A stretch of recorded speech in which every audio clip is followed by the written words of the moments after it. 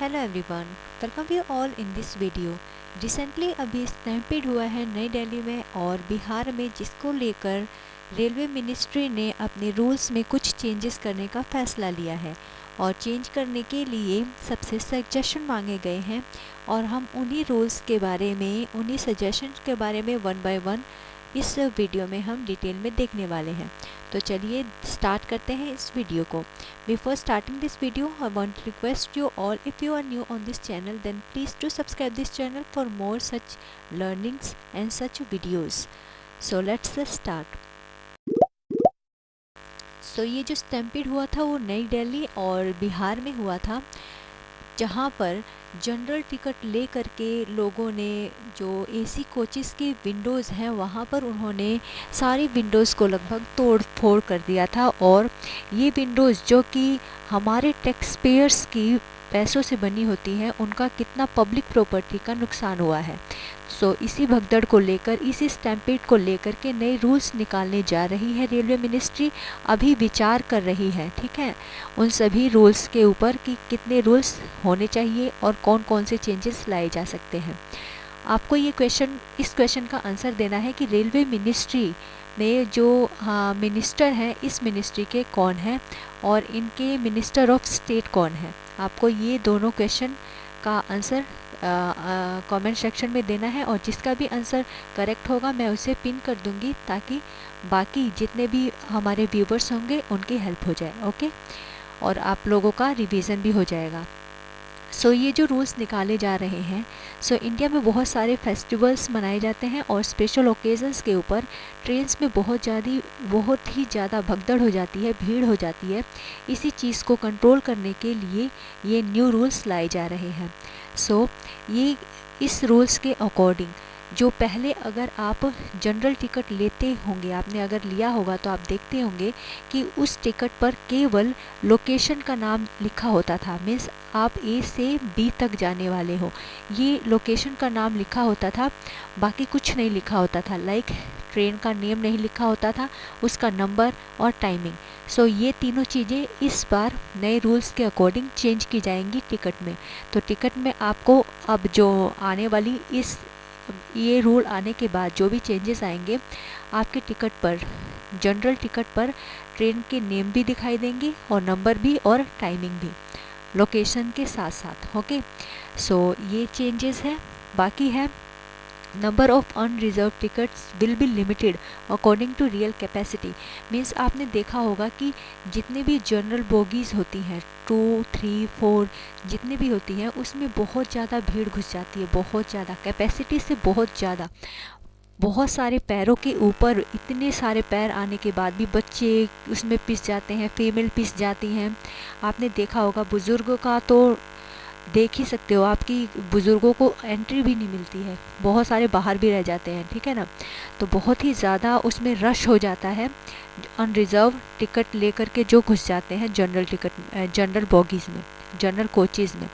जितने भी कैपेसिटी होगी उसके अकॉर्डिंग ही बस टिकट को इशू किया जाएगा, नए रूल के अकॉर्डिंग। स्पेशल ओकेज़न में जो प्लेटफॉर्म टिकट होती है उसको भी लिमिटेड करने की बात की जा रही है, ताकि प्लेटफॉर्म पर भी ज़्यादा भीड़ एकत्रित ना हो सके। तो ये जितने भी सजेशंस लिए जा रहे हैं, अगले 6 महीने तक इन सभी सजेशन पर विचार किया जाएगा कि कहाँ पर ये सब अप्लाई किया जा सकता है, कैसे काम करना है, ये सब करके देखा जाएगा, ठीक है। सबसे सजेशन लिया जा रहा है और कितना फिजिबल हो सकता है, पॉसिबल हो सकता है, उसके ऊपर विचार किया जाएगा मिनिस्ट्री के द्वारा। जनरल टिकट अगर आप ले करके इन सभी ट्रेनों में, प्रीमियम ट्रेन्स में घुसते हो, प्रीमियम ट्रेन्स कौन कौन सी होती हैं, जैसे एक्सप्रेस ट्रेन, सुपरफास्ट, राजधानी, वंदे भारत, इन ट्रेनों में अगर आप जनरल टिकट ले करके घुसते हो तो वो इनवैलिड माना जाएगा।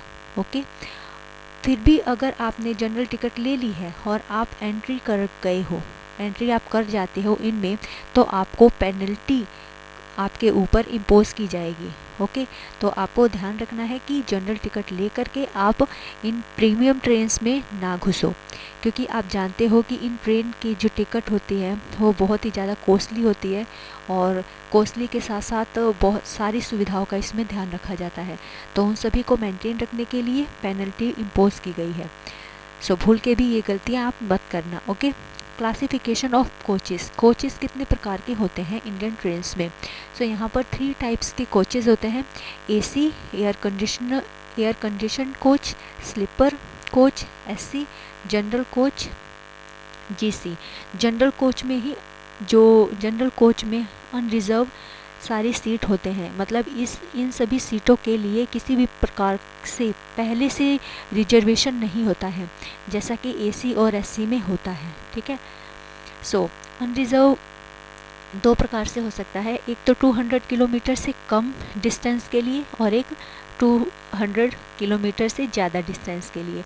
अगर 200 किलोमीटर से कम डिस्टेंस आपको तय करनी है तो आप जिस दिन टिकट लोगे उसी दिन आपको यात्रा करनी रहेगी, और ये सिर्फ 3 घंटे के लिए ही वैलिड रहता है जैसे ही आप ये अनरिजर्व टिकट ले लेते हो। उसके बाद ये इनवैलिड हो जाता है। अगर फिर भी आप 200 किलोमीटर से ज़्यादा की यात्रा करते हो तो आपके ऊपर पेनल्टी इम्पोज की जाएगी डेफिनेटली, क्योंकि ये 200 किलोमीटर से कम के लिए इशू किया गया है। और अगर आप 200 से ज़्यादा किलोमीटर यात्रा करना चाहते हो तो 3 दिन पहले आप टिकट ले सकते हो अनरिजर्व का। ओके, सो ये है। सो ये नेक्स्ट है कि जो ये नया रूल्स आने वाले हैं उसके इम्पैक्ट क्या पड़ने वाले हैं। सो फर्स्ट तो इम्पैक्ट यही पड़ेगा कि जो भी जो टिकट है, अनरिजर्व की टिकट है, जनरल की टिकट, उसके ऊपर ट्रेन का नाम और नंबर मेंशन होगा, टाइमिंग मेंशन होगी, और लोकेशन तो होगा ही जैसा पहले भी होता था।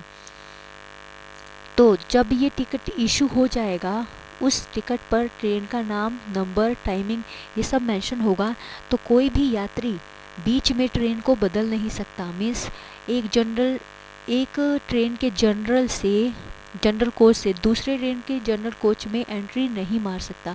आपने देखा होगा कि अगर कोई एक ट्रेन यहाँ पर रुकी हुई है, दूसरी ट्रेन यहाँ पर रुकी हुई है, और इसमें भी 1-2 जनरल कोचेस है और इसमें भी है, तो इसके यात्री उतर के इस वाले में चले जाते हैं और इसके यात्री उतर के इस वाले में चले आते हैं।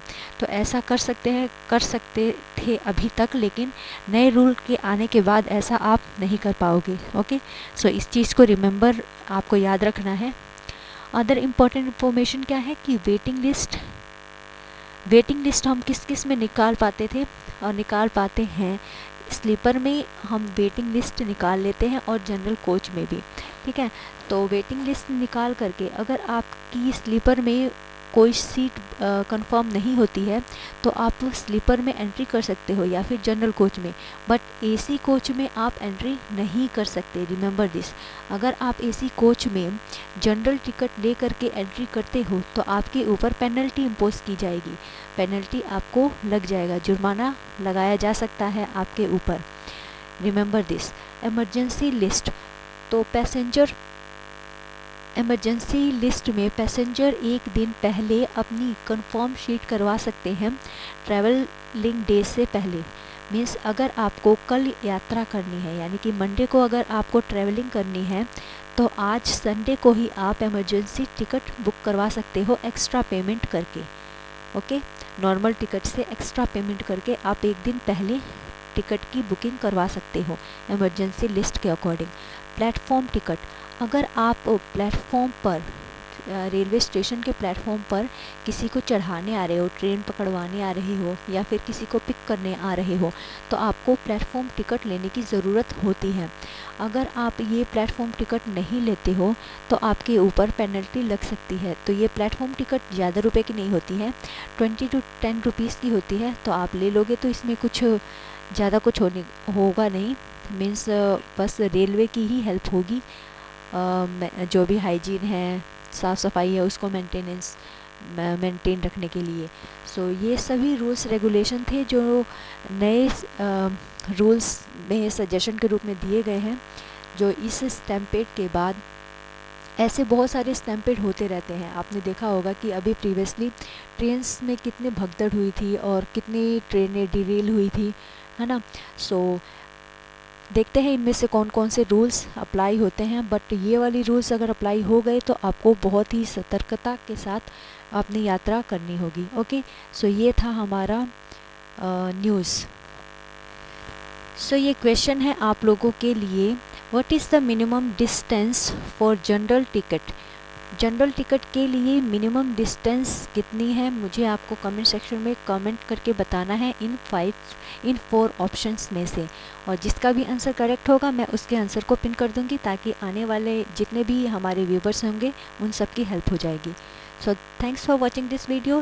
Let's meet in the next video with new information. Thanks for watching.